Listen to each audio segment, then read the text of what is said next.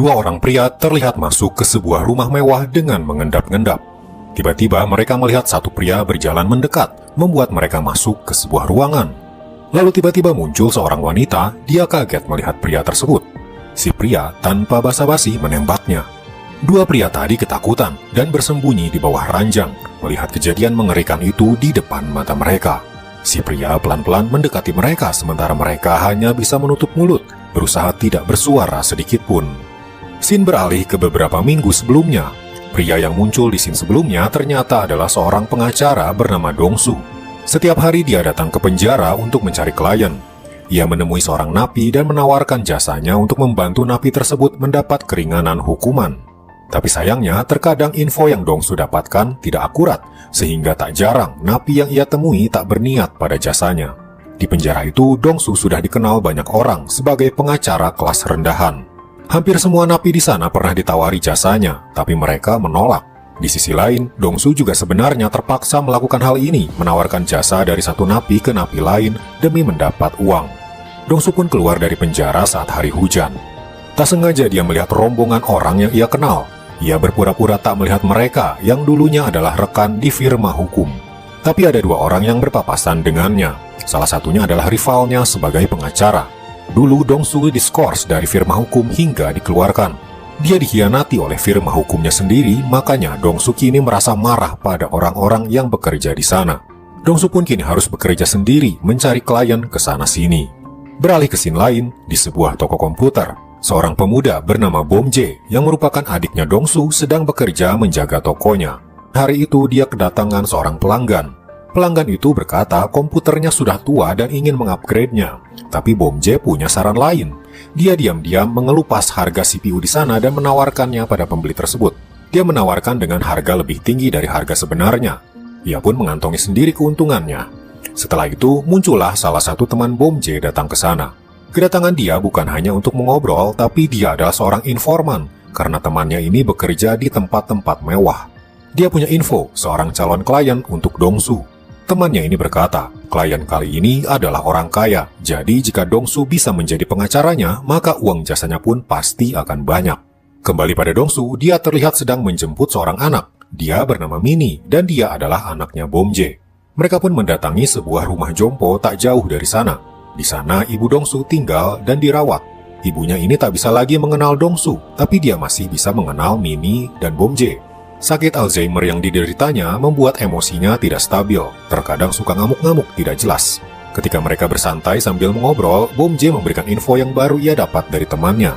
Bom-jae berkata, calon klien kali ini adalah orang kaya, kita bisa mendapat banyak uang darinya. Malam harinya, Dong-su dan Bom-jae mengendarai mobil menuju sebuah tempat yang ada hubungannya dengan info tersebut. Di mobil, Bom-jae bercerita sambil menunjukkan sebuah foto seorang pemuda. 20 tahun lalu, seorang anak SMA bernama Do-young sedang bertanding baseball melawan SMA lain. Pertandingan itu disiarkan di TV. Di tengah permainan, terlihat Do-young melempar bola mengenai lawannya. Wasit pun memberi Do-young pelanggaran, tapi Do-young tak terima. Dan naasnya, emosi Do-young tak bisa ditahan. Ia lepas kendali hingga dia memukuli wasit dengan membabi buta.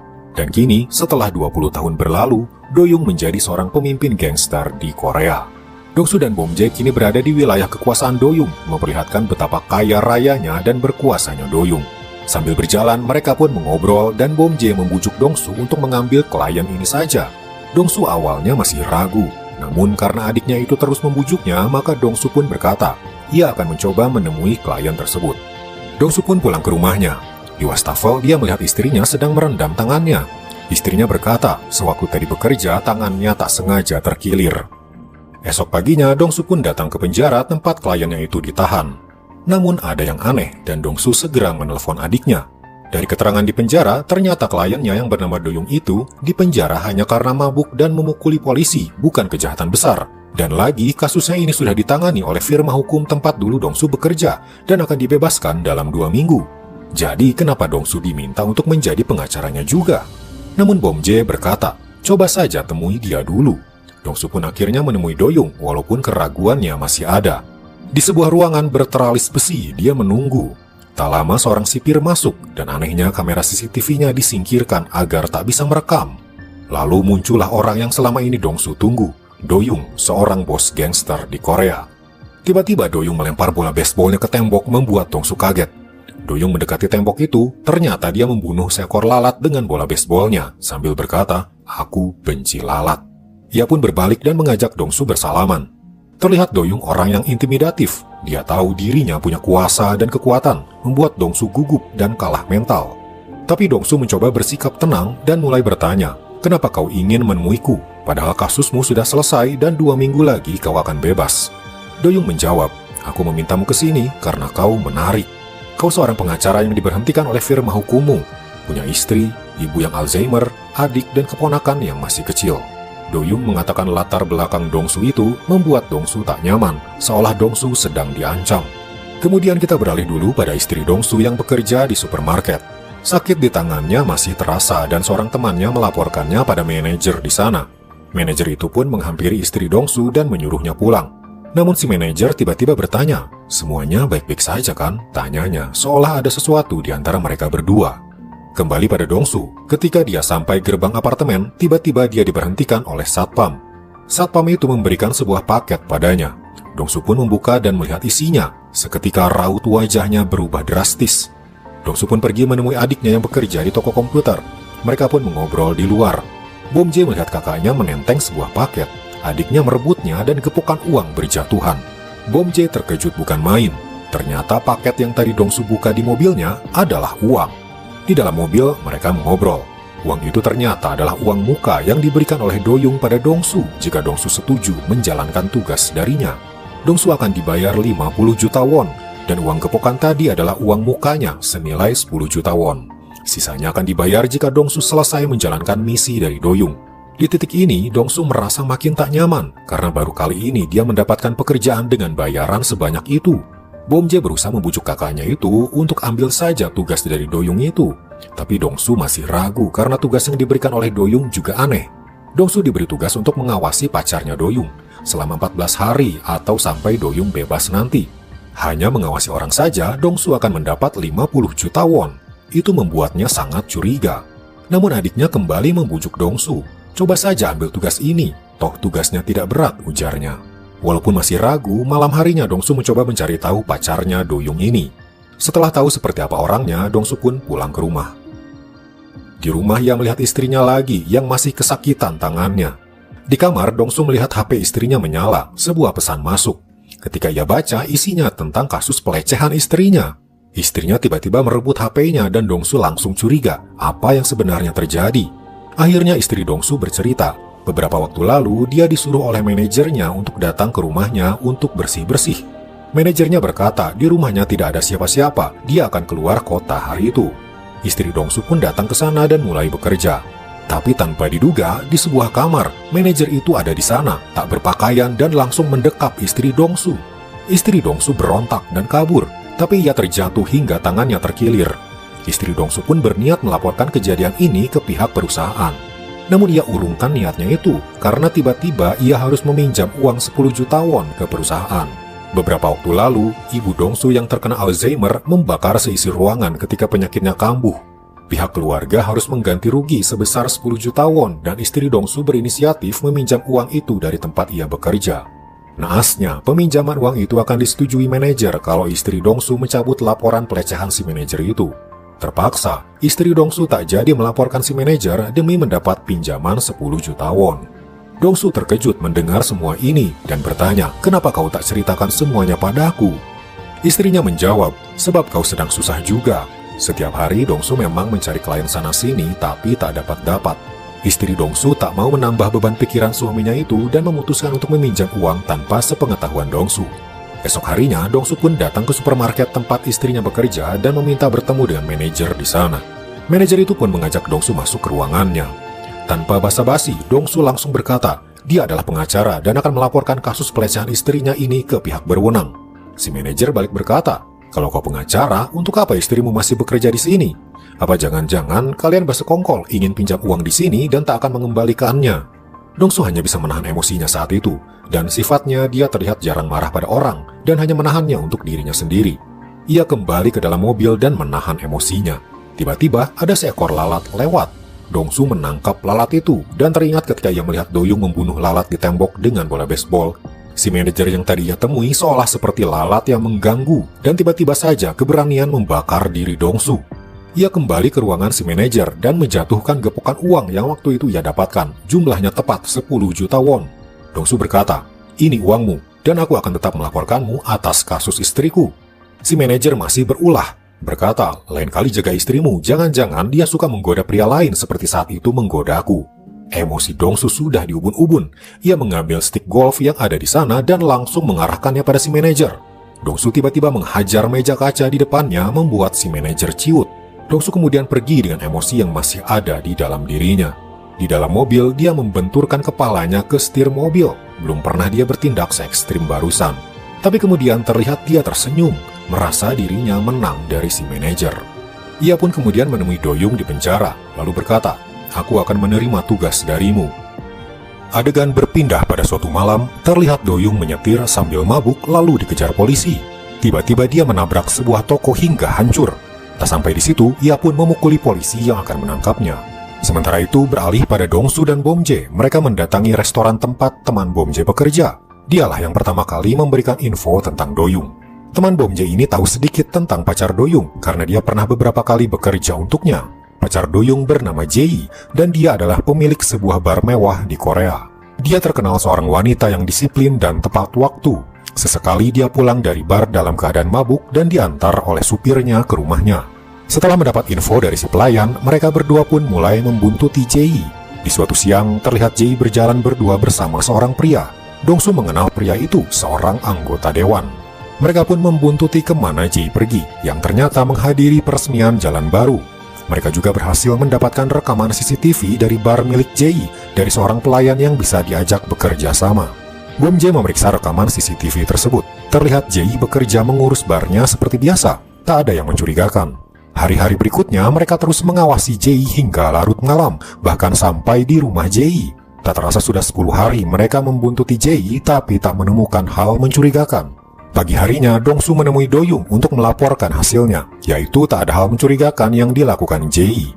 Dongsu mengira Do-young akan bersikap lega karena pacarnya tidak selingkuh atau melakukan hal mencurigakan. Tapi di luar dugaan, Do-young malah kesal. Do-young tiba-tiba mendorong meja hingga Dongsu terjepit. Dia berteriak pada Dongsu, "Kau mau mengambil uangku dengan cuma-cuma? Ingat, waktumu 4 hari lagi. Kalau tidak, kau akan terima akibatnya." Dongsu hanya bisa terdiam ketika keluar dari penjara, merasa bingung dan juga tak tahu harus berbuat apa. Ia pun menceritakan hal ini pada Bomjae, sambil masih mengawasi Jae dari kejauhan. Dongsu sedang berpikir, kira-kira apa yang Do-young inginkan? Apakah dia justru ingin pacarnya melakukan hal mencurigakan? Atau mungkin Dongsu belum detail dalam mengawasi Jae, dan ada hal tersembunyi yang harus ia bongkar. Sementara itu di depan penjara, muncul 2 mobil berisikan para gangster. Mereka adalah anak buah Do-young. Salah satu tangan kanan Do-young, si leher bertato dan asistennya menemui Do-young di dalam. Mereka melaporkan, di dalam geng sedang ada perpecahan dan mereka sedang mencari siapa dalangnya. Setelah melapor, mereka pun pergi dari sana.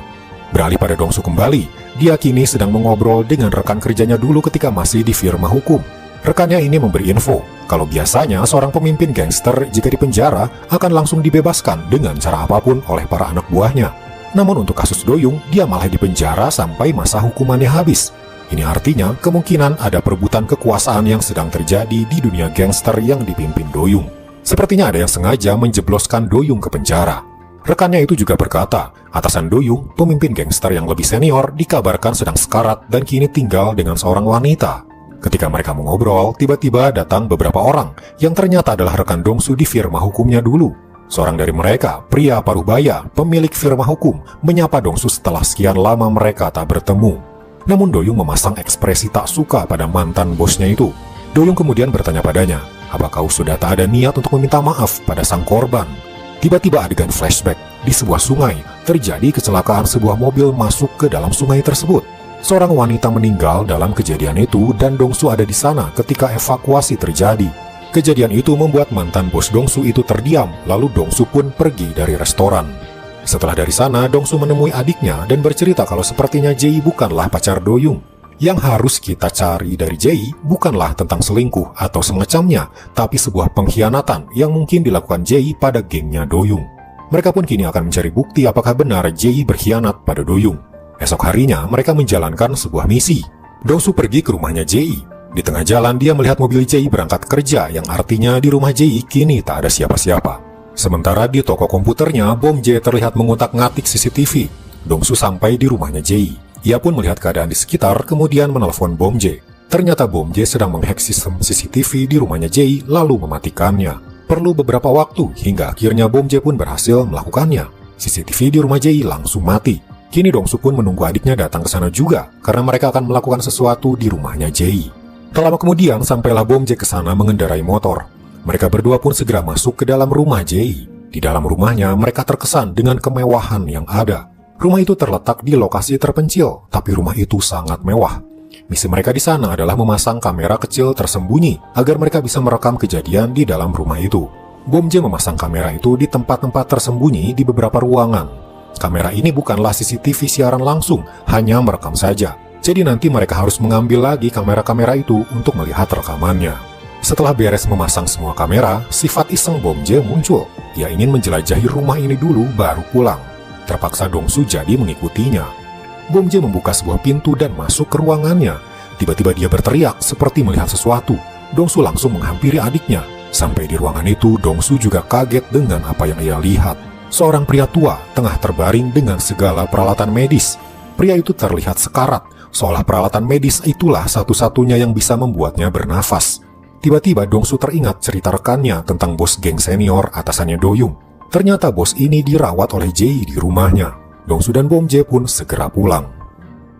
Esok harinya Dongsu masuk ke mobilnya, tapi tiba-tiba seorang pria sudah menunggunya di dalam mobil membuat Dongsu kaget. Pria ini adalah seorang gangster bawahannya Doyung.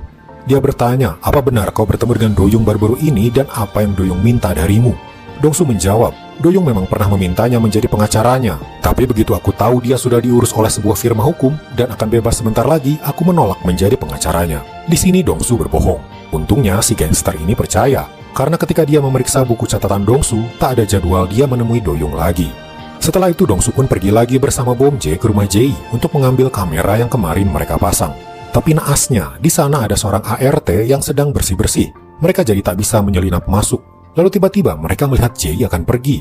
Dongsu menyuruh Bom Jay mengikuti Jay, sementara Dongsu akan menunggu ART itu pergi. Namun sampai tengah malam, ART itu belum pergi juga. Sementara Bom Jay yang sedari siang mengikuti Jay, kini menelpon Dongsu, berkata kalau sebentar lagi Jay akan sampai di rumahnya. Dongsu pun bersembunyi di balik mobilnya. Tak lama Bom Jay sampai di sana juga. Besok pagi mereka harus melaporkan hasil misi ini pada Doyung, karena besok Doyung bebas dari penjara. Rekaman di dalam kamera adalah satu-satunya info yang bisa diberikan pada Doyung nanti.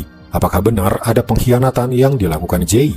Tapi kameranya tak bisa mereka ambil dan itu membuat Dongsu menyerah. Dongsu akhirnya berkata, besok aku akan menemui Doyung dan berkata kalau misinya gagal. Bom Jay pun ditinggal sendiri. Tapi tak lama Bom Jay melihat mobil Jay pergi lagi.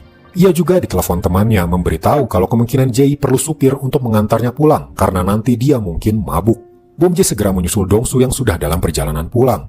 Di jalan, dia mengklakson kakaknya itu mencoba memanggil-manggil. Akhirnya Dongsu melihat Bom Jay. Bom Jay langsung memberitahu kalau Jay pergi lagi dan mungkin akan mabuk, jadi perlu supir. Dongsu langsung berpikir dan punya ide brilian. Ternyata dialah yang menjadi supir untuk mengantar Jay yang sedang mabuk berkat bantuan temannya Bom Jay. Dan kini Dongsu pun sedang mengantar Jay pulang kembali ke rumahnya. Sampai di rumahnya, mereka turun dari mobil.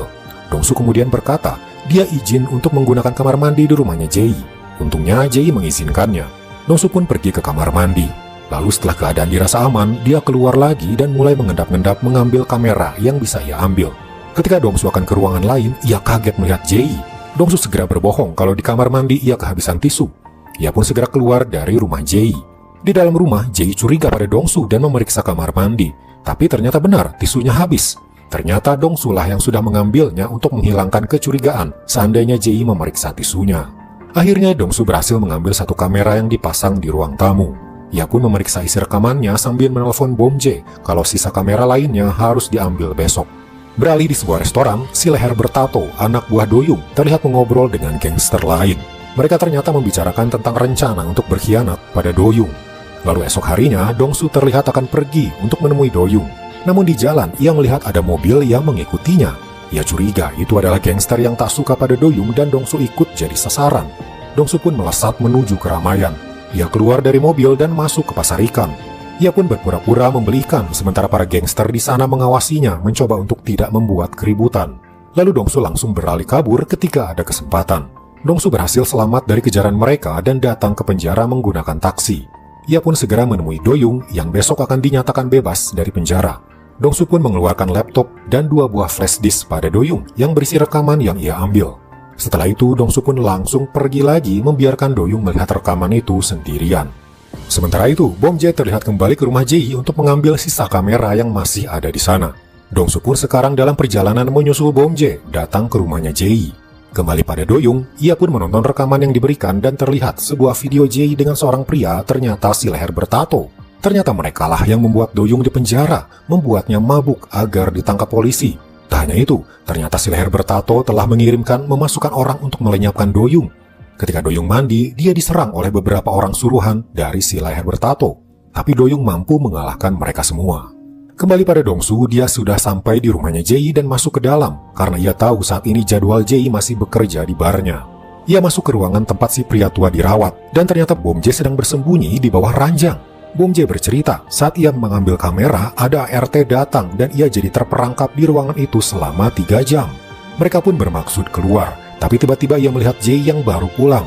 Mereka pun kembali bersembunyi di ruangan. Dongsu sedikit mengintip keluar dan sempat mendengar percakapan di telepon kalau Doyung yang ada di penjara mungkin sudah mati, ujarnya. Mereka berdua menunggu hingga dirasa aman untuk keluar. Kemudian perlahan mereka keluar ruangan. Tapi lagi-lagi ada orang datang ke rumah itu, kali ini seorang pria. Mereka pun lagi-lagi masuk ke ruangan. Tapi bersamaan dengan itu, Jae keluar dan kaget melihat pria tersebut ternyata itu Doyung. Baru keluar dari penjara dan ia masih hidup. Jae langsung ketakutan, tapi tanpa basa-basi Doyung langsung menodongkan pistol dan menembak Jae. Jae merangkak masuk ke ruangan, membuat Dongsu dan Bom Jae harus bersembunyi di bawah ranjang. Doyung menembak lagi hingga akhirnya Jae mati di tangannya. Kejadian mengerikan itu disaksikan oleh Dongsu dan Bom Jae sambil berusaha menahan suara mereka. Perlahan Doyung berjalan mendekati ranjang dan tanpa diduga spraynya disingkap. Mereka pun ketahuan. Sementara itu, malam itu sebuah mobil melintas di jalanan. Di dalamnya si leher bertato mendapat telepon. Dia mendapat kabar kalau Doyung sudah dibereskan. Hal itu membuat si leher bertato senang. Ternyata malam itu si leher bertato mengunjungi rumahnya Jae. Sengaja dia membawa wine untuk merayakan matinya Doyung yang ia kira sudah dibereskan di penjara. Ketika dia masuk ke rumah, dia tertegun ketika melihat Jae tergeletak tak bergerak. Ia juga kaget melihat ada 2 orang asing di dalam rumah itu, Dongsu dan Bom Jae. Ia pun bertanya, "Siapa kalian?" Belum sempat dijawab, muncullah Doyung. Ternyata ketika perkelahian di penjara terjadi, satu dari mereka ditelepon. Doyung pun mengancamnya agar mengatakan kalau Doyung sudah dibunuh. Si leher bertato kini memohon-mohon agar jangan dibunuh. Ia berkilah kalau semua ini salah Jae. Ternyata penyebab waktu itu Doyung di penjara karena Jae dengan sengaja memasukkan obat ke minuman Doyung, membuat Doyung hilang kesadaran saat menyetir. Jebakan Jae ini berhasil dan Doyung pun masuk penjara. Ketika Doyung akan menekan pelatuk pistolnya, Dongsu berkata, "Jangan membunuhnya atau kau akan menghadapi masalah yang lebih rumit. Kau akan dihukum atas pembunuhan 2 orang dan bisa dihukum seumur hidup bahkan hukuman mati."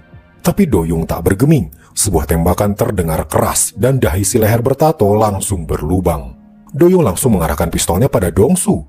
Dengan ketakutan Dongsu berkata, "Aku berjanji tak akan buka mulut tentang apa yang terjadi di sini.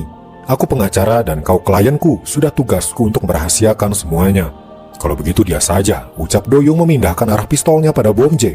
Dongsu langsung memohon agar jangan menyakiti adiknya itu. Dia tiba-tiba berkata, "Aku akan menjadi kaki tanganmu. Kami akan membereskan semua kekacauan di rumah ini dan kau akan membuat alibi agar pembunuhan yang kau lakukan ini tak tercium polisi." Doyung berpikir sejenak dan akhirnya setuju dengan saran Dongsu.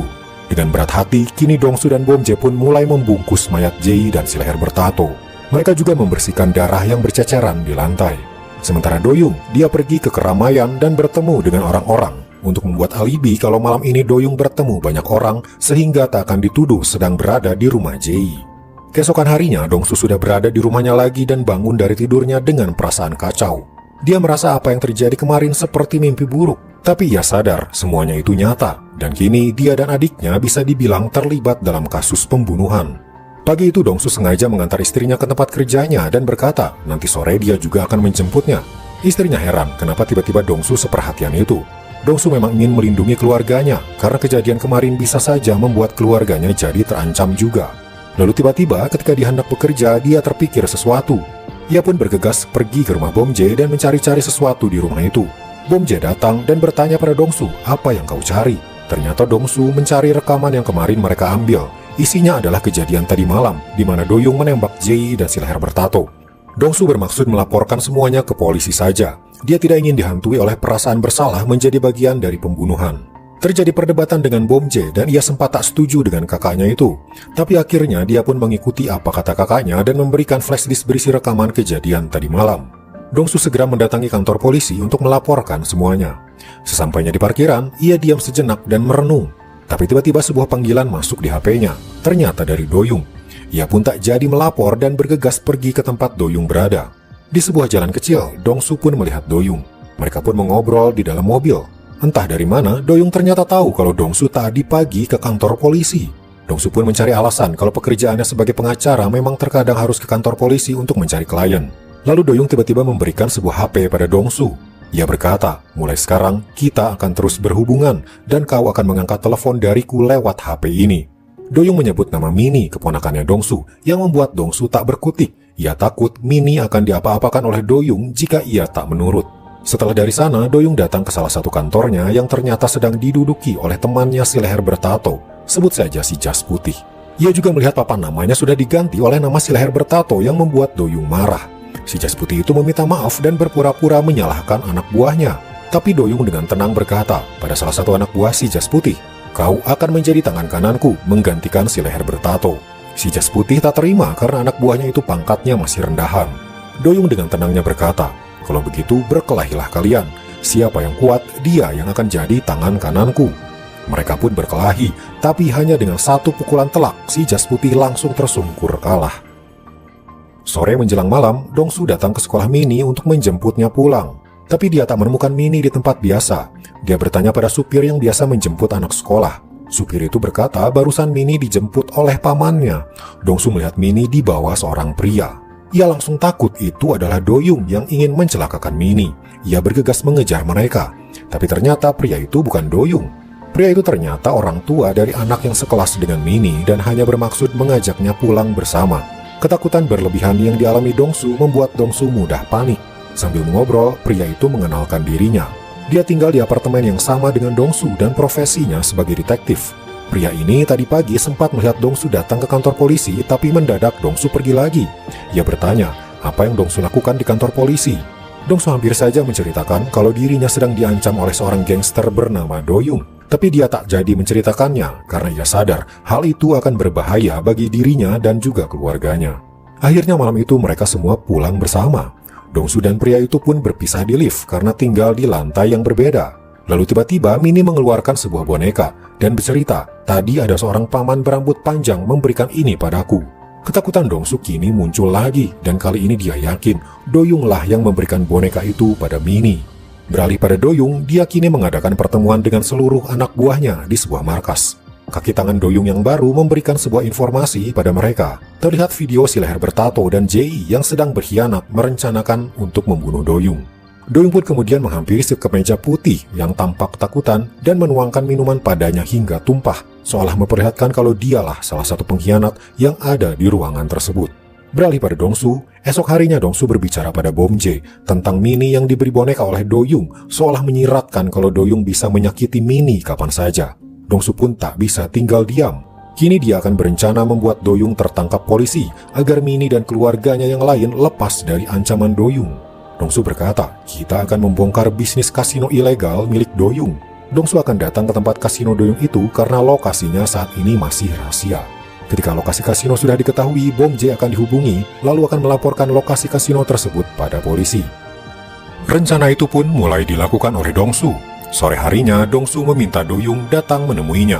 Ketika mereka berbicara empat mata, Dongsu berkata, "Aku akan menjadi penasehat hukummu. Tapi aku perlu semua data bisnismu, termasuk yang tidak banyak diketahui orang, yaitu kasino." Awalnya Doyung ragu, tapi karena dia memang perlu seorang penasehat hukum dan selama ini Dongsu telah membantunya, ia pun menyetujuinya. Setelah itu Dongsu menunggu kabar dari Doyung. Sebuah pesan masuk di HP yang diberikan Doyung tempo hari berisi sebuah alamat. Dongsu mengira itulah alamat kasino yang dimaksud. Dongsu pun segera bergegas ke sana. Tapi sesampainya di sana, ia bertemu dengan anak buah Doyung yang menyuruhnya masuk ke dalam sebuah van. Ternyata van itu akan membawa orang-orang di dalamnya ke kasino yang dimaksud. Sementara itu, Bom J ternyata sudah siap dengan alat GPS-nya yang melacak keberadaan kakaknya. Ternyata sebelumnya mereka sudah membeli sebuah GPS yang bisa dipasang agar Bom J bisa memonitor kemana kakaknya pergi. Van itu akhirnya berhenti di pinggir laut. Orang-orang yang ada di dalam van bersama Dongsu ternyata adalah orang yang akan bermain kasino di sana. Mereka pun kini diminta untuk memakai pelampung. Ternyata mereka akan menyeberangi laut dengan menaiki kapal. Dongsu tidak menduga ternyata kasino yang dijalankan Do-young berada di sebuah pulau kecil tak berpenghuni. Itulah mengapa bisnis kasinonya ini sulit dilacak. Setelah menaiki kapal, mereka sampai di sebuah pulau kecil. Di sana mereka diharuskan menyerahkan ponsel mereka. Kemudian mereka pun berjalan lebih dalam hingga menemukan sebuah camp tempat para gangster mengelola kasino di sana. Kemudian muncullah Do-young dan berkata pada Dongsu, "Inilah bisnisku." Ia pun mengajak Dongsu ke sebuah tempat di mana kegiatan judi terjadi di sana. Bisnis kasino yang dijalankan Do-young ini hampir tak terdeteksi polisi, karena selain berada di pulau terpencil, semua kegiatan di sana pun diawasi oleh para gangster. Setelah melihat itu semua, Dongsu berkata ia ingin pergi ke toilet. Ia pun bergegas dan melihat antrian toilet umum yang panjang. Ia berjalan mengambil tisu dan pergi ke semak-semak. Seorang gangster melihatnya dengan tatapan curiga. Sementara itu Dongsu berjalan menjauhi camp, kemudian berjongkok di antara rerumputan. Ia membuka ikat pinggangnya yang ternyata sudah terselip alat komunikasi yang terhubung dengan Bom J. Di pinggir laut, Bom J mendengar suara kakaknya itu lewat alat tersebut. Dongsu berkata dia sedang berada di pulau sekitar 40 menit dari dermaga dan ada mercusuar putih terlihat dari pulau. Tiba-tiba si gangster datang menghampiri. Dongsu langsung berpura-pura ia sedang buang air karena antrian toilet tadi panjang. Sementara itu Bom J langsung pergi ke telepon umum dan menghubungi polisi, memberitahu kalau ada sebuah kasino ilegal di sebuah pulau kecil dekat mercusuar putih. Kembali pada Dongsu, ia kini berjalan kembali ke camp dikawal si gangster. Begitu sampai di sana, ternyata sirine berbunyi, pertanda pulau itu akan digerebek polisi. Ternyata rencana Dongsu ini berhasil. Keadaan di sana langsung keos dan para penjudi berhamburan meminta ingin keluar agar tidak tertangkap. Do-young hanya berdiri melihat kekacauan itu. Ia memandang keluar, melihat Dongsu yang terlihat mencurigakan, lalu ia terlihat kabur. Dongsu kabur menjauhi camp, berlari menuju pinggir pantai. Sementara itu, Bom J sedang berada di sebuah kapal bermaksud untuk menjemput kakaknya. Dongsu menghubungi adiknya lagi menentukan titik temu agar Dongsu bisa segera pergi dari pulau tersebut. Tak lama Dongsu sampai di sisi pulau. Terlihat sebuah kapal di mana Bom J sedang berdiri di sana. Tapi kapal itu tak bisa merapat ke pulau karena bibir pantainya dipenuhi bebatuan. Bom J pun berteriak bahwa kakaknya itu harus melompat dan berenang menuju kapal. Dengan rasa takut yang menyelimutinya, Dongsu berusaha mengumpulkan kekuatan, kemudian ia melompat ke dalam air. Ia pun mulai berenang menuju kapal. Hingga akhirnya Dongsu berhasil mencapai kapal dan Bom J menarik kakaknya itu naik ke atas kapal. Rasa lega terpancar dari wajah keduanya. Kini pulau itu tak lama lagi akan digerebek polisi dan Do-young akan ditangkap karena terbukti mengelola kasino ilegal di sana. Esok paginya Dongsu bangun dan malam tadi ia tidur nyenyak karena rencananya berhasil. Ia pun duduk di kursi dan menonton TV.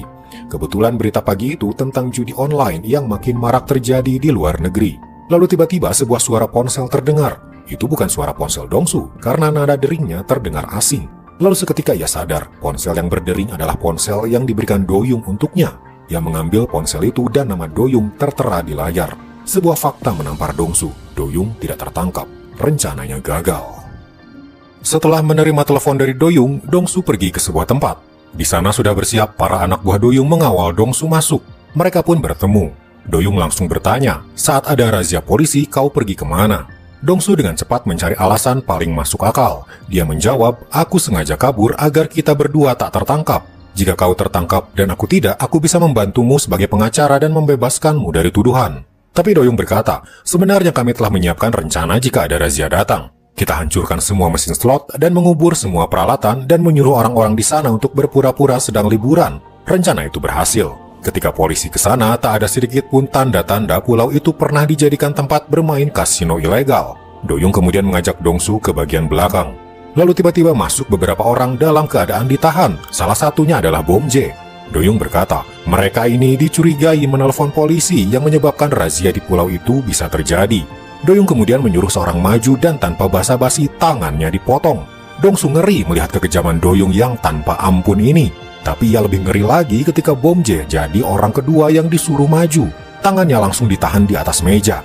Do-young mengayunkan pisaunya, tapi Dongsu berlari menahannya. Darah mengucur dari tangan Dongsu yang menahan pisau itu. Dengan kesakitan, Dongsu memohon untuk melepaskan adiknya itu. Dalam kepanikannya, otak jenius Dongsu langsung punya ide. Ia tiba-tiba berkata, kasino ilegal seperti itu hanya bertahan 3-4 hari saja, lalu kau harus berpindah mencari tempat baru. Itu tak efektif dijadikan bisnis. Aku punya ide agar bisnismu bisa maju. Dongsu melanjutkan, kau bisa membuat website judi online. Untungnya Dongsu tadi teringat berita judi online di luar negeri yang bisa meraup untung besar. Kini ide itu pun ditawarkan pada Doyung dengan harapan Doyung akan menerimanya dan melepaskan bom J. Dongsu berkata, jika kau bisa membuka website tersebut, itu akan menjadi website judi online pertama di Korea dan kau akan untung besar. Doyung memikirkan ide Dongsu itu dan merasa masuk akal. Ia pun akhirnya membebaskan bom J dan juga Dongsu.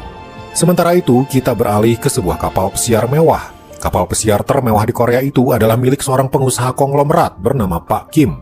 Pak Kim ini sedang mengobrol dengan orang-orang dari pemerintahan demi agar bisnisnya semakin lancar. Setelah acara tersebut selesai, Doyung terlihat masuk ke sebuah kantor sambil membawa sebuah pot tanaman sebagai hadiah pada seseorang. Ternyata dia menemui Pak Kim. Doyung sudah lama menjadi anak buah Pak Kim. Tapi tiba-tiba Pak Kim membuang pot pemberian Doyung. Terlihat dia sangat marah. Kasino ilegal yang dirazia polisi ternyata adalah salah satu bisnis Pak Kim dan Doyung diberi tugas untuk mengelolanya. Razia tempo hari jelas membuat Pak Kim marah pada Doyung. Akibat kejadian itu, Doyung pun diberhentikan dari tugasnya sebagai pengelola kasino dan hanya mengelola bar saja yang bisa dibilang turun jabatan. Hal itu membuat Doyung gusar dan ia melampiaskannya dengan latihan memukul baseball. Beralih pada Dongsu dan Bom J, mereka terlihat lesu setelah insiden tadi. Mereka juga curiga, sepertinya Doyung tahu kalau sebenarnya razia polisi itu adalah perbuatan mereka, tapi Doyung pura-pura tak tahu. Dari rumah Bom J, Dongsu menjemput istrinya di tempat kerjanya. Ketika mereka mengobrol, istrinya mendapat surat panggilan mengenai kasus pelecehan yang ia alami beberapa waktu lalu. Dia dituntut balik karena dituduh mencemarkan nama baik si manajer, pelaku pelecehan itu. Dongsu pun marah. Istrinya malah dituntut balik seperti itu, padahal jelas-jelas si manajer yang salah. Ia pun mendatangi apartemen si manajer itu dan mengejarnya. Si manajer mencoba kabur. Mereka terlihat saling mendorong pintu, hingga akhirnya Dongsu berhasil membuka pintu itu dan langsung menghajar si manajer. Tapi muncullah satpam apartemen. Dongsu pun langsung dibawa ke kantor polisi atas tuduhan pemukulan. Tak hanya itu, si manajer sampai menyewa pengacara dan akan membawa kasus ini ke pengadilan. Namun tiba-tiba istri Dongsu muncul. Dengan marah dia berkata, aku juga akan membawa kasus pelecehan yang terjadi padaku ke pengadilan. Setelah keributan tadi, Dongsu dan istrinya mengobrol. Mereka sebenarnya tahu mereka akan sulit menang, apalagi pengacara dari si manajer ternyata dari firma hukum tempat dulu Dongsu bekerja. Hingga pada suatu malam, sehari sebelum sidang, Dongsu terlihat sedang membaca buku, tiba-tiba bel rumahnya berbunyi. Ketika dibuka, ternyata Doyung datang ke sana. Dongsu hanya bisa tertegun, tak tahu apa maksud kedatangan Doyung. Doyung pun duduk, kemudian berkata, kau pasti sering diinjak-injak oleh firma hukummu yang dulu kan? Dan besok kau akan menghadapi firma itu di pengadilan. Aku bisa membuatmu menang, ujar Doyung yakin. Ternyata tanpa sepengetahuan Dongsu, Doyung telah menyuruh anak buahnya menggores mobil pengacara si manajer yang bernama Hejun. Hejun pun marah dan mengejar si penggores mobil. Tapi ketika mereka kejar-kejaran, sebuah truk datang dari arah berlawanan membuat Hejun kehilangan kendali dan terjadilah tabrakan. Doyung pun memperlihatkan foto Hejun yang pingsan dan terluka pada Dongsu. Jika kau ingin melanjutkan ini, aku punya penawaran padamu, lanjut Doyung. Buatkan satu website judi online dan kau akan kubayar 300 juta won. Jika kau setuju, maka akan kupastikan besok kau akan menang di pengadilan. Dongsu terlalu syok mendengar semua perkataan Doyung yang tiba-tiba itu. Ia tak percaya kini lawannya sengaja dicelakakan semudah itu. Esok paginya, pengadilan pun akan dimulai dan Dongsu belum menjawab tawaran dari Doyung. Namun tiba-tiba ada dua orang pengacara membicarakan Dongsu, berkata kalau Dongsu pasti akan kalah. Ledekan itu membuat Dongsu kesal, lalu tiba-tiba ia memutuskan hal yang di luar dugaan. Dia menelpon Doyung dan berkata, aku terima tawaranmu, tolong buat Hejun kalah di persidangan. Lalu persidangan pun dimulai, tapi Hejun tak muncul. Akhirnya terpaksa Hejun mendadak diganti oleh pengacara lain yang tidak kompeten. Sementara itu ternyata Hejun dibawa ke apartemennya oleh anak buah Doyung dalam keadaan pingsan. Dan paginya Hejun terbangun karena tiba-tiba ia didatangi polisi. Tanpa diduga, polisi menemukan seorang wanita di apartemennya. Hejun sendiri terkejut. Ternyata ini adalah cara Doyung agar Hejun tak bisa datang ke persidangan. Ia sengaja menyuruh seorang wanita berpura-pura telah dianiaya. Akibat Hejun yang tak bisa datang, akhirnya persidangan pun dimenangkan oleh Dongsu. Harga diri Dongsu dan istrinya yang selama ini terinjak-injak akhirnya bisa mempertahankan kehormatannya. Setelah persidangan, malam harinya Dongsu dan Doyung makan malam di pinggir laut. Doyung telah menepati janjinya untuk memenangkan Dongsu di persidangan. Kini giliran Dongsu yang harus tepat janji membuatkan website judi online untuk Doyung. Esok harinya, Dongsu mendatangi Bomje dan meminta bantuannya untuk membuat website tersebut. Bomje sebenarnya keberatan, karena bukan hanya itu pekerjaan kotor, tapi juga Dongsu masih saja berhubungan dengan Doyung, seorang gangster berbahaya. Tapi Dongsu berkata, hubungannya hanya sampai website itu jadi saja. Jika websitenya sudah selesai, maka Dongsu akan berhenti berhubungan dengan Doyung. Bomje pun setuju, dan akhirnya ikut kakaknya mencari seorang programmer handal yang bisa diajak bekerja sama. Mereka menemukan satu orang, dan ia berjanji bisa membuatkan website tersebut. Beralih pada Hejun, ia terlihat sudah berhasil keluar dari kantor polisi setelah tahu kalau wanita yang ditemukan di apartemennya bukanlah ulah dirinya. Ketika ia pulang ke apartemennya, dia didatangi oleh ayahnya. Ternyata ayah Hejun adalah pemilik firma hukum tempat dulu Dongsu bekerja, bernama Moon Sang-guk. Moon Sang-guk marah atas ulah putranya itu. Tapi Hejun berkata, ini pasti ulah seseorang yang sengaja menjebaknya agar tak jadi datang ke persidangan. Dari apartemen anaknya, Moon Sang-guk mendatangi seseorang yang ternyata adalah Pak Kim, si pengusaha kapal pesiar. Mereka sudah lama berpartner, dan Pak Kim, selain sebagai pengusaha konglomerat, dia juga ternyata seorang pemimpin gangster. Moon Sang-guk meminta bantuan pada Pak Kim untuk mencari info apakah benar anaknya dijebak. Beberapa hari kemudian, Dongsu pun akhirnya telah rampung membuat perencanaan website untuk bisnis Doyung. Dia menjelaskan secara detail bagaimana sistem kerja website itu dan apa saja yang harus dilakukan agar tidak terdeteksi polisi. Untuk menyamarkan bisnis website itu, Dongsu akan membuat warnet yang akan beroperasi normal di siang hari agar tidak dicurigai polisi. Beralih pada Moon Sang-guk, hari itu dia didatangi seseorang. Dialah anak buah Doyung dulu, si jas putih. Dia bernama Shin dan datang untuk memberi info kalau Hejun dijebak oleh Doyung. Ia punya bukti kalau mobil yang menabrak mobil Hejun waktu itu adalah mobil milik anak buahnya Doyung. Kembali pada Dongsu, kini dia dan Bomje beserta puluhan gangster lainnya mulai beroperasi membangun website. Setelah itu, malam harinya, Doyung mengajak Dongsu naik ke mobilnya untuk mengobrol. Doyung bercerita, tujuanku membangun bisnis adalah untuk mengalahkan seseorang yang bernama Pak Kim. Dia dendam pada Pak Kim karena telah mencampakkannya akibat kegagalannya mengelola kasino di pulau. Lalu Doyung bertanya, apa kau tahu siapa partner Pak Kim? Dia adalah Moon Sang-guk. Aku tahu kau pasti dendam pada Moon Sang-guk karena kau dibuang dari firma hukumnya, ujar Doyung pada Dongsu. Kalau kau berminat, mari kita satukan kekuatan. Aku mengalahkan Pak Kim, kau mengalahkan Moon Sang-guk. Tapi Dongsu menolak tawaran itu dan berkata, setelah website untukmu berhasil, aku akan berhenti. Beberapa hari kemudian, website yang mereka buat pun akhirnya mulai di-online-kan. Mereka semua menunggu dengan cemas apakah di hari pertama online mereka akan dapat banyak pengunjung atau tidak. Lalu tiba-tiba sebuah peringatan muncul di layar monitor. Mereka cemas jangan-jangan ada masalah pada website tersebut. Tapi ternyata peringatan itu muncul karena para pengunjung yang saking membludak masuk ke website itu. Terlihat grafik di monitor, pengunjung yang datang ke website langsung melonjak. Artinya website itu sukses besar. Beberapa waktu berlalu, hingga pada suatu hari Dongsu yang hendak berangkat kerja mendapat sebuah foto bagasi mobilnya. Ia pun turun ke basement untuk melihat. Ketika ia membukanya, ada sebuah koper besar, dan ketika dibuka, isinya adalah gepokan uang senilai 300 juta won. Ada juga sebuah kunci mobil. Ia pun memencet tombolnya dan sebuah Mercy mewah putih merespon kunci itu. Dongsu langsung menelpon Doyung dan mengucapkan terima kasih. Padahal perjanjiannya hanya 300 juta won saja. Doyung berkata, mobil itu adalah bonus untukmu. Dongsu hanya bisa terpana, kemudian masuk ke mobil barunya itu. Dia membawanya ke garasi umum dan menyimpannya di sana. Dia masih terlalu syok untuk langsung memakainya.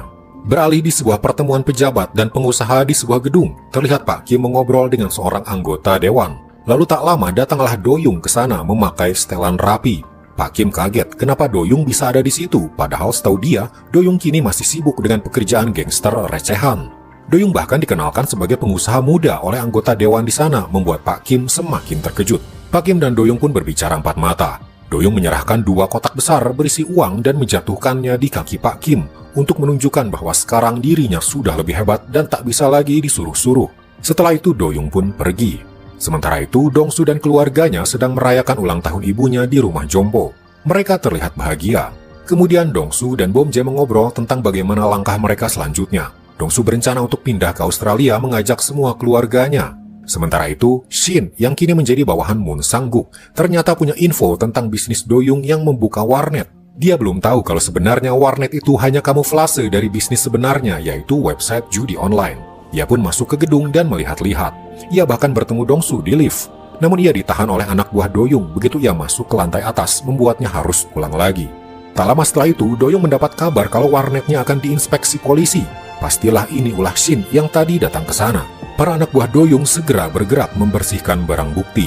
Mulai dari menghalau mobil polisi di parkiran, lalu menghancurkan dokumen yang dianggap akan dicurigai, memasukkan uang ke dalam tempat tersembunyi, dan lain-lain.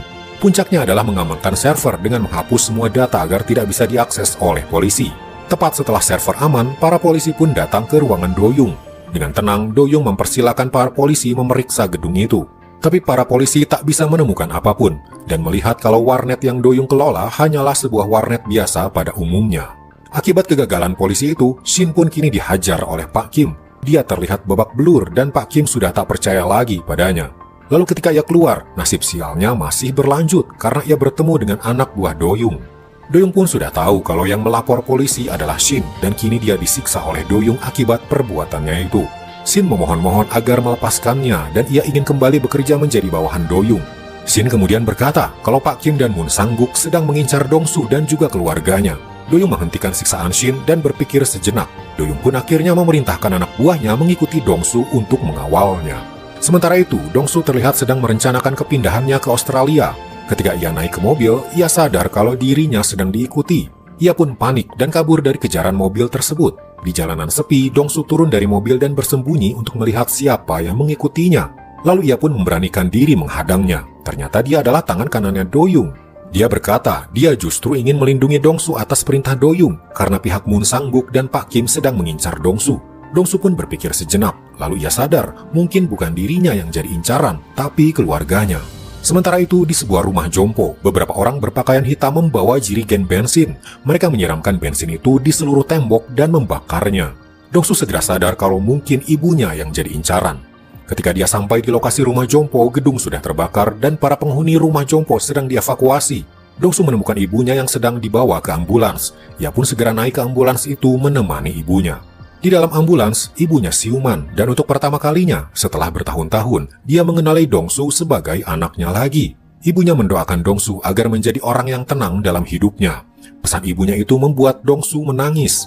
Lalu tiba-tiba, ibunya menjadi semakin lemah dan akhirnya terkulai tak bergerak. Ibu Dong-su meninggal. Bom Jae segera menyusul ke ruang jenazah di rumah sakit dan melihat ibunya sudah terbujur kaku. Ia menangis histeris. Pemakaman ibu Dong-su pun dilakukan. Teman Dong-su tiba-tiba memberitahu sesuatu, membuat Dong-su keluar ruangan. Ia terkejut ketika satu ruangan penuh dengan karangan bunga. Ternyata yang mengirimnya adalah Doyung. Lalu tak lama muncullah Doyung beserta puluhan anak buahnya. Dia ikut berbelasungkawa dan memberikan penghormatan terakhir. Di sini terlihat hubungan rekanan Dong-su dan Doyung sudah lebih dari rekan kerja, sudah seperti sahabat. Lalu pada suatu pagi, terlihat Moon Sang-guk yang sedang lari pagi. Tiba-tiba muncullah Dong-su yang terlihat menahan amarahnya pasca kematian ibunya. Dengan emosi yang membara, dia langsung mencekik Moon Sang-guk karena ulah dialah ibu Dong-su meninggal. Tapi suara orang di jalan menyadarkan diri Dong-su yang dikuasai kemarahan, lalu ia melepaskan cekikannya itu. Dia pun duduk di bangku untuk menenangkan pikirannya. Tak lama datanglah Doyung. Dong-su berkata, "Kau pernah menawariku untuk menghadapi Moon Sang-guk, sementara kau menghadapi Pak Kim. Sekarang aku terima tawaranmu itu." Dong-su yang kini diliputi oleh perasaan balas dendam, sekarang bertekad untuk membalas kematian ibunya itu. Kemudian pada suatu hari, ketika Dong-su sedang berziarah ke rumah duka ibunya, dia kembali teringat ketika ibunya masih hidup. Saat itu Dong-su masih menjadi pengacara keliling setelah dipecat dari firma hukum milik Moon Sang-guk. Saat itu, ibu Dong-su masih terkena Alzheimer dan tak mengenal siapa Dong-su. Namun ibunya tiba-tiba berkata, "Sepertinya kau sedang dalam kesulitan. Dulu aku punya anak bernama Dong-su dan dia sering aku tinggalkan karena sibuk bekerja. Aku merasa bersalah. Tapi kini dia sudah menjadi pengacara dan aku bangga padanya." Dong-su mendengarkan cerita ibunya itu sambil berlinang air mata. Kembali ke masa sekarang, Dong-su mendapat telepon dari Doyung menyuruhnya datang. Di sana Doyung menangkap seorang pria bernama Jo. Ternyata Doyung sudah menyelidiki siapa yang membakar rumah jompo ibunya Dong-su dan Jo adalah pemimpinnya. Tak lama muncullah Dong-su ke sana dengan wajah yang penuh amarah. Tanpa basa-basi, Dong-su langsung memukuli Jo dengan membabi buta. Semua amarahnya ia lampiaskan pada pelaku pembakaran yang menyebabkan ibunya meninggal itu. Malam harinya, Dong-su dan Doyung mengobrol tentang rencana mereka menghadapi Moon Sang-guk dan Pak Kim. Menurut Doyung, mereka bagaikan pasangan lengkap. Yang satu ahli hukum, yang satu pengusaha kaya, sekaligus pemimpin gangster. Menurut Doyung, salah satu cara agar bisa mengalahkan mereka adalah dengan memisahkan mereka berdua dan membuat mereka terpojok.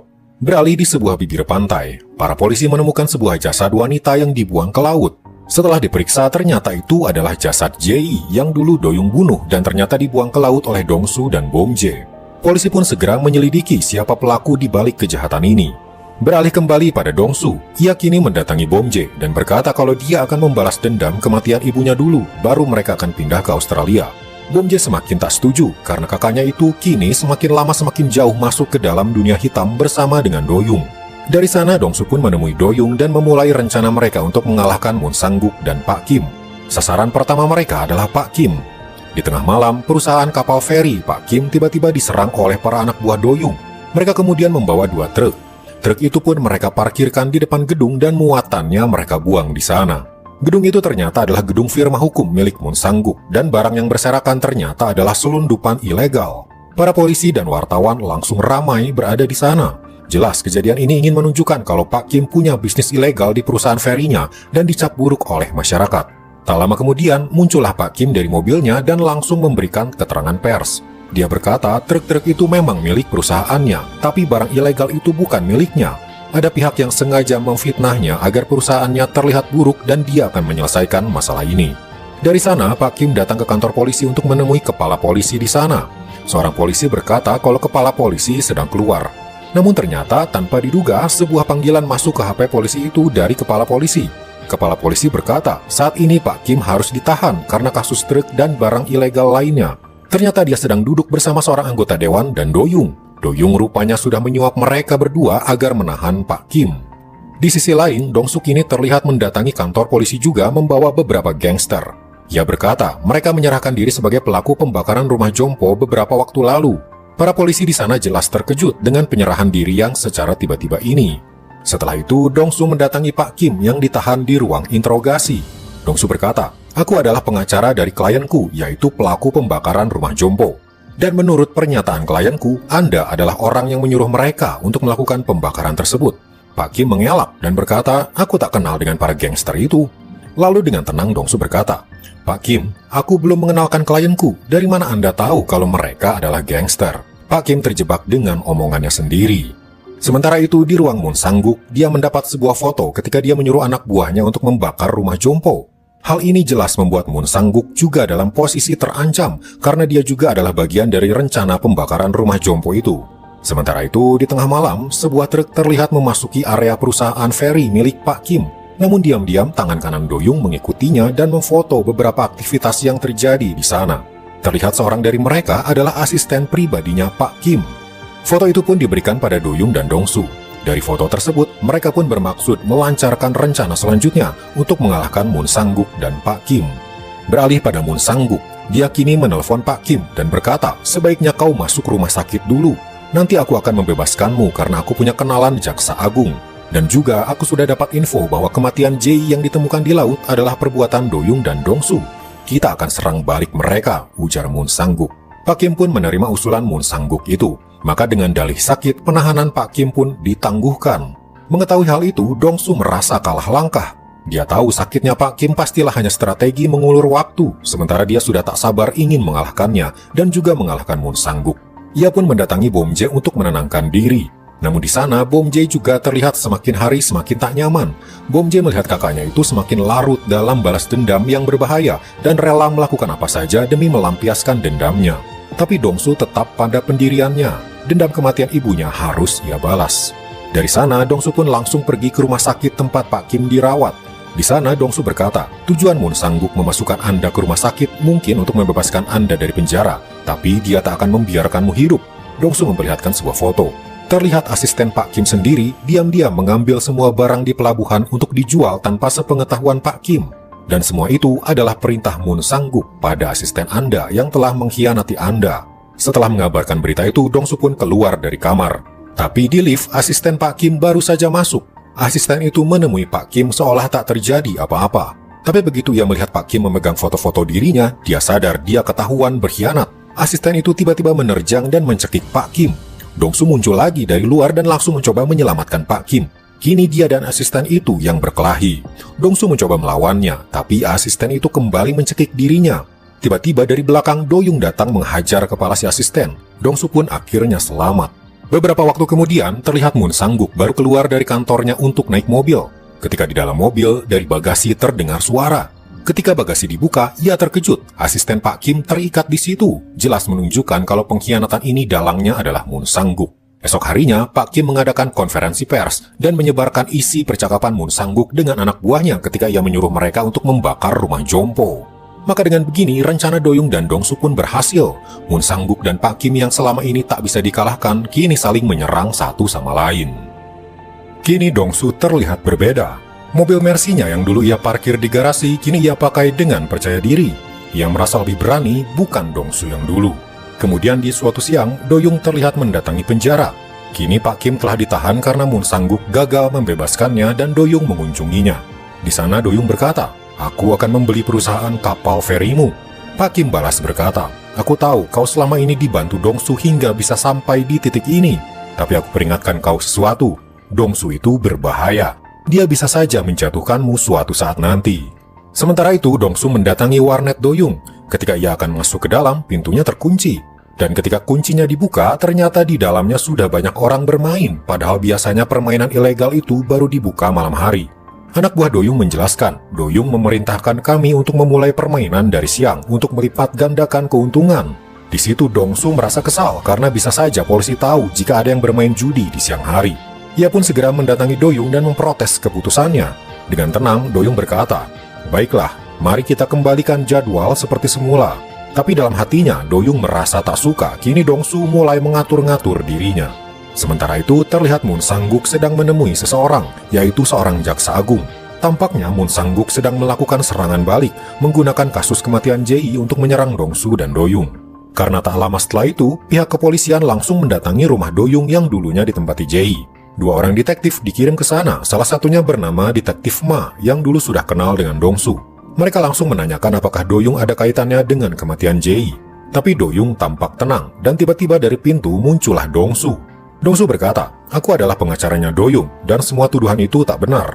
Saat ini polisi memang belum menemukan bukti dan Doyoung masih sebatas ditanyai saja." Setelah itu kedua detektif itu pun pergi dari sana. Namun di dalam, setelah para detektif pergi, Dongsu tampak cemas. Pihak kepolisian sudah menandai mereka atas kematian Jae, tinggal menunggu bukti mereka pasti tertangkap. Tak hanya itu, jasad si leher bertato pun kini dicemaskan oleh Dongsu karena ternyata jasadnya Doyoung sembunyikan di kolam sekitar rumah. Jika polisi punya surat penggeledahan, maka tamat sudah riwayat mereka. Esok harinya ketika Dongsu datang ke kantor, Bom Jae datang menemuinya dan berkata kalau kemarin ada seorang detektif menanyaiku tentang kematian Jae. Dongsu pun bercerita hal yang sama. Bom Jae kini ketakutan, bagaimana kalau kita ketahuan terlibat dalam kasus tersebut. Dongsu pun segera menemui Doyoung di ruangannya. Ia meminta untuk segera memindahkan jasad si leher bertato yang ada di kolam rumahnya. Tapi anehnya, Doyoung bersikap santai dan hanya berkata, "Semuanya sudah aku urus." Setelah itu, tak lama Doyoung mendapat sebuah pesan di ponselnya dari Moon Sang-guk, memintanya untuk menemuinya. Tanpa waktu lama, Doyoung pun segera menemui Moon Sang-guk karena tampaknya ada hal menarik yang ingin dibicarakan. Mereka berdua pun mengobrol di pinggir danau. Moon Sang-guk berkata, "Tak lama lagi aku akan masuk pemerintahan menjadi menteri. Itu artinya posisiku akan lebih tinggi dari sekarang. Jika kau bekerja sama denganku, kau bisa kebal hukum." Doyoung berpikir sejenak, lalu bertanya, "Apa maumu?" "Aku ingin kau melenyapkan Dongsu," jawab Moon Sang-guk. "Pasti." Lingkaran permusuhan kini tiba-tiba menjadi lingkaran rekan untuk saling memuluskan jalan. Setelah dari sana, Doyoung pun pulang ke rumahnya. Tapi di pagar depan, ia melihat Dongsu. Mereka pun mengobrol di dalam. Dongsu tampak cemas beberapa hari ini karena akibat polisi yang sudah mencium adanya hubungan dirinya dengan kematian Jae dan si leher bertato. Dongsu kemudian mengatakan sesuatu yang di luar dugaan. "Ayo kita bunuh Moon Sang-guk," ujarnya.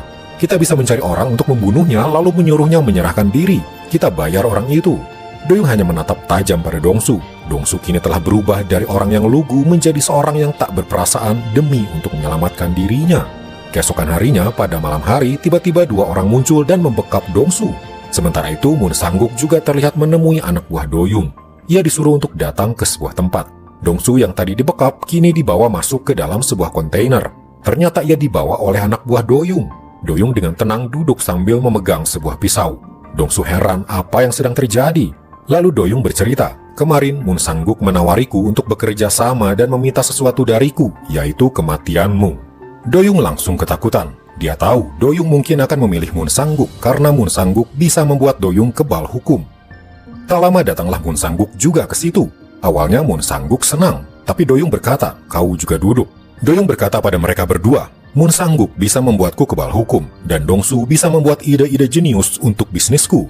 Kalian kan ingin saling membunuh, maka kupersilakan saja pada kalian. Siapa yang hidup, dia yang menjadi rekanku." Mereka berdua ditinggal di dalam kontainer. Kemudian terjadilah pertarungan mereka berdua, pertarungan mempertaruhkan nyawa. Hingga akhirnya Dongsu terlihat menusukkan pisau ke perut Mun Sangguk. Pintu kontainer terbuka, hanya Dongsu yang keluar.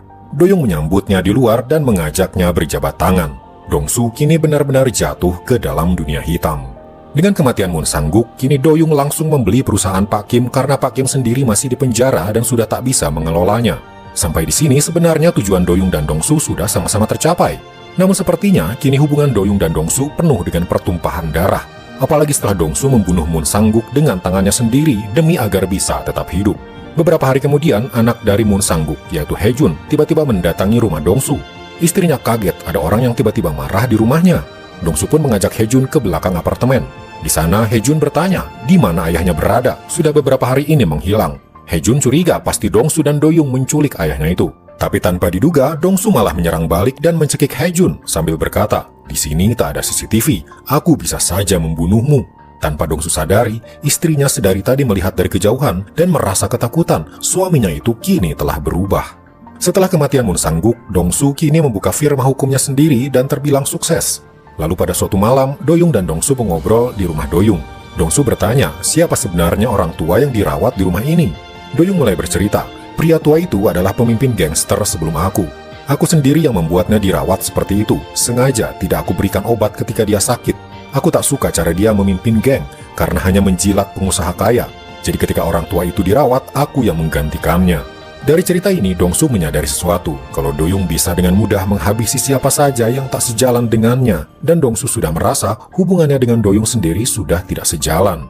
Ia pun kini menelepon seseorang dan memintanya untuk bertemu. Di sebuah restoran kosong, Dongsu bertemu dengan seorang pria. Ternyata dia adalah Jo, pria yang membakar rumah jompo ibunya yang membuat ibunya meninggal. Tapi kali ini Dongsu bukan ingin membalas dendam, tapi justru mengajukan penawaran tak terduga. Dia menawarkan kerjasama untuk sama-sama menghabisi Doyung. Sebagai imbalannya, Dongsu akan memberikan bisnis website judi online milik Doyung jika kerjasama ini bisa terlaksana. Lalu pada suatu malam, diadakan acara peresmian kasino di atas kapal pesiar milik Doyung. Bisnisnya berjalan sangat sukses. Dongsu pun datang ke sana, tapi tiba-tiba anak buah Doyung melarangnya masuk. Ia berkata, ini adalah perintah langsung dari Doyung. Dongsu langsung merasa hubungannya dengan Doyung sudah sangat renggang. Bahkan penolakan ini bisa dibilang sudah memutus hubungan mereka. Sementara itu di rumah Bomje, dia tiba-tiba dikejutkan oleh suara sirine. Ternyata sudah banyak polisi datang. Bomje heran kenapa ada banyak polisi mendatanginya. Detektif Ma yang ikut ke sana berkata kalau ia mendapat laporan dari seorang informan kalau ada jasad yang disembunyikan di rumah Bomje. Para polisi pun segera menyisir seluruh area di sana. Lalu di sebuah gudang, polisi akhirnya menemukan sesosok jasad yang dibungkus. Bomje sendiri kaget kenapa bisa ada jasad di gudangnya. Ia sendiri tak tahu apa-apa. Dan ketika dibuka, ternyata itu adalah jasad Mun Sangguk. Bomje langsung ditahan dengan tuduhan pembunuhan Mun Sangguk.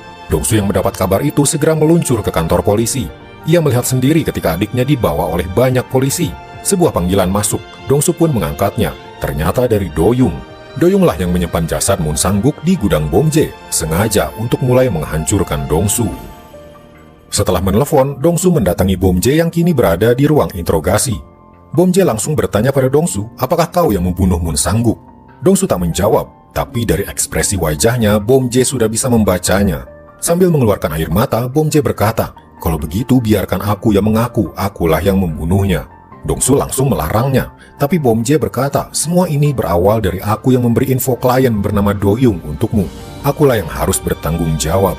Dongsu hanya terdiam mendengarnya sambil memikirkan bagaimana caranya ia membebaskan adiknya itu. Keesokan harinya, tak disangka Dongsu menemui detektif Ma, orang yang menangkap adiknya. Dongsu langsung bercerita apa yang terjadi, bahwa yang menyimpan jasad Mun Sangguk adalah Doyung. Ia juga bercerita tentang Doyung yang menembak Jei dan si leher bertato. Kemudian Dongsu dan adiknya disuruh untuk membereskan jasadnya. Dongsu juga mengakui hal yang paling membuat detektif Ma shock. Akulah orang yang membunuh Mun Sangguk, ujar Dongsu.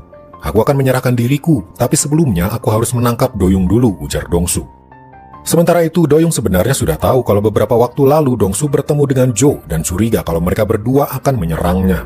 Maka di suatu malam, ia pun menyuruh tangan kanannya untuk segera menyerang markas Jo dan para gangsternya.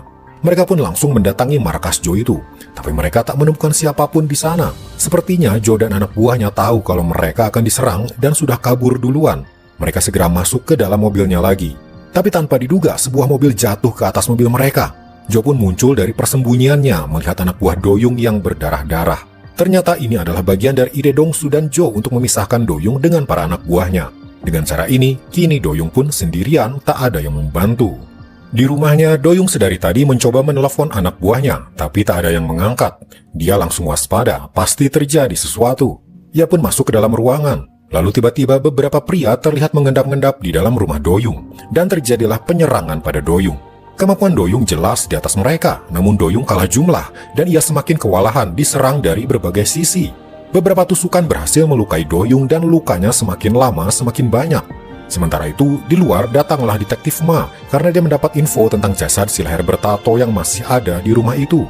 Dia masuk ke dalam rumah dan menyaksikan kejadian mengerikan ketika Doyung menusuk para pria yang menyerangnya. Detektif Ma langsung menodongkan pistolnya pada Doyung agar perkelahiannya berhenti. Dia menelpon pihak polisi untuk segera membantunya.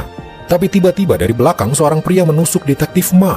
Doyung pun terkejut, ada orang lain masuk ke rumahnya tapi dengan sengaja malah menyerang polisi. Ia pun menyerang balik si pria itu dan bertanya siapa yang menyuruhmu. Ternyata yang menyuruhnya adalah Dongsu. Ternyata Dongsu sengaja mengirim orang-orang untuk menyerang Doyung, lalu juga meminta detektif Ma datang ke sana. Kemudian menyuruh seorang lagi datang untuk membunuh detektif Ma, agar terlihat Doyunglah yang membunuh detektif itu. Doyung pun segera membalut luka-lukanya sementara para polisi mulai berdatangan ke rumahnya. Doyung keluar lewat jalan belakang dan berjalan menyusuri jalanan dengan luka-luka di sekujur tubuhnya. Para polisi pun menyisir daerah itu untuk menemukan Doyung. Sementara itu, beralih pada Bom J, dia didatangi seorang polisi dan diberitahu kalau dia kini boleh bebas karena pelaku sebenarnya yang membunuh Moon Sang-guk adalah kakaknya, Dongsu. Tapi yang lebih mengejutkan adalah dia diberitahu kalau detektif Ma tewas tadi malam. Padahal malam tadi, Bom J sempat mengobrol dengan detektif Ma. Detektif Ma berkata, malam ini aku akan pergi ke rumah Doyung atas permintaan kakakmu, karena disinyalir jasad si leher bertato ada di sana. Kini Bom J terlihat keluar dari kantor polisi. Dongsu sudah menunggunya di luar dan segera memeluk adiknya itu. Tapi Bom J tampak tak suka. Ia lalu berkata, apa benar tadi malam kau menyuruh detektif Ma datang ke rumah Doyung? Itu artinya kau sengaja membuat detektif Ma terbunuh, kan? Dongsu tak menjawabnya dan berkata, ini kulakukan demi dirimu agar kau bebas. Jadi aku harus berterima kasih karena seseorang mati karenaku, teriak Bom J dengan emosi. Bom J pun pergi meninggalkan Dongsu. Dongsu pun pulang ke rumahnya. Ia bertanya pada istrinya di mana Mini, anak Bom J yang selama ini dititipkan pada mereka. Istrinya menjawab, tadi Bom J datang ke sini dan membawa Mini pergi dan berkata akan pindah. Istrinya bertanya, apa yang sebenarnya terjadi sampai Bom J kini menghindarimu? Dan selama ini aku selalu ingin bertanya, bagaimana caranya kau dapat uang sebanyak itu? Dongsu menolak untuk menjawabnya. Istrinya tiba-tiba mengambil tas dan berkata, sebaiknya kita berpisah dulu untuk sementara. Kau sudah tak pernah cerita apa-apa lagi padaku. Dongsu berjalan masuk ke ruang kerjanya mengambil tas besar. Ketika dibuka, isinya adalah gepokan uang. Inilah yang kudapatkan hanya dalam waktu seminggu. Dengan pekerjaanku sekarang, hidup kita akan berubah. Aku sudah muak dengan pengacara rendahan yang diinjak-injak orang. Hutang kita di mana-mana dan aku harus pergi ke sana kemari mencari klien. Tapi kini aku bisa mendapatkan segalanya. Kenapa kau dan Bom J tak bisa memahami perasaanku? Teriak Dongsu penuh emosi. Istrinya hanya terdiam sambil menangis, lalu berkata, kau terlalu banyak berubah, lalu pergi meninggalkan Dongsu. Beralih pada Bom J, di rumahnya tiba-tiba Bom J mendengar sebuah suara. Seorang pria tinggi muncul, ternyata itu Doyung, dia masih hidup. Ia membawa pisau lalu mengancam Bom J. Di kantornya, Dongsu menerima telepon dan di layar tertera nama Bom J. Dongsu tersenyum, ia pikir adiknya itu sudah tak marah. Tapi wajahnya langsung berubah ketika ia tahu suara yang ada di telepon bukanlah Bom J, melainkan Doyung. Datanglah ke sini jika kau ingin adikmu selamat, ujar Doyung. Tanpa membuang waktu, Dongsu pun mendatangi lokasi tersebut. Dongsu mengambil sebuah pistol di bagasi mobilnya lalu masuk ke sebuah gedung sekolah terbengkalai. Lalu di sebuah ruangan, Dongsu melihat adiknya terikat dan babak belur. Ketika ia ingin menghampirinya, Doyung menyerang dari balik tembok. Ia menendang Dongsu berkali-kali hingga Dongsu hanya bisa terkapar menahan sakit. Lepaskan adikku, urusan kita tak ada hubungannya dengan Bom J. Benarkah? Tanya Doyung. Kalau begitu kenapa kau libatkan juga detektif Ma? Dia orang tak bersalah, tapi kau sengaja membunuhnya demi melancarkan rencanamu. Ini semua tak akan terjadi jika kau tak mengkhianatiku, ujar Doyung lagi.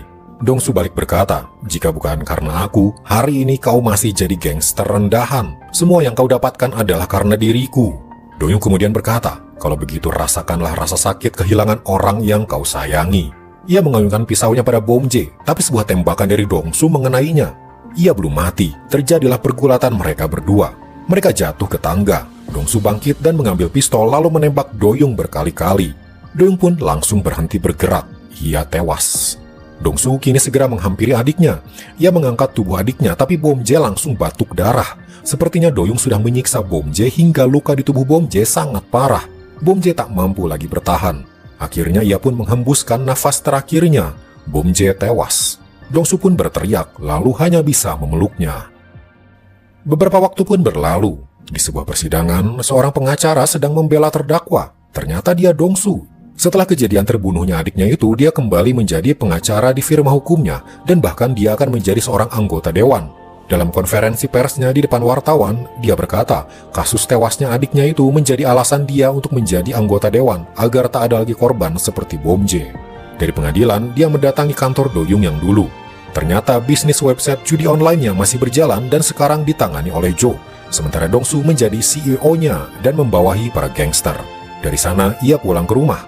Rumah yang ia tempati ternyata adalah rumah Jae yang juga rumah Doyung dulu. Dongsu kini menjadi pemilik firma hukum, CEO website, dan juga pemimpin dari sebuah geng. Semuanya kini menjadi miliknya. Dalam keheningan malam, Dongsu tiba-tiba melihat sesosok pria. Dialah Doyung. Sosok halusinasi itu seakan nyata bagi Dongsu. Di situ Doyung berkata, jika kau menatap mata monster dan ingin mengalahkannya, waspadalah, karena suatu hari nanti kau akan menjadi monster itu juga. Dan film pun selesai. Nah itulah guys, seluruh alur cerita dari drama Evil Live. Ini ceritanya seru banget sih, dan plot twistnya juga dapat. Yang unik dari pesan dari drama ini menurut admin sih, terkadang hidup itu tidak hanya hitam dan putih. Orang baik bisa berubah menjadi jahat karena punya motif tertentu, terutama motif balas dendam. Namun pembalasan dendam itu harus dibayar mahal dengan nyawa orang lain yang tidak bersalah. Semoga kita bisa mengambil pelajaran dari drama ini ya, untuk jangan terjebak dalam pembalasan dendam yang menghancurkan hidup kita. Oke guys, cukup sekian dulu video kali ini. Sampai jumpa di video berikutnya ya. Bye.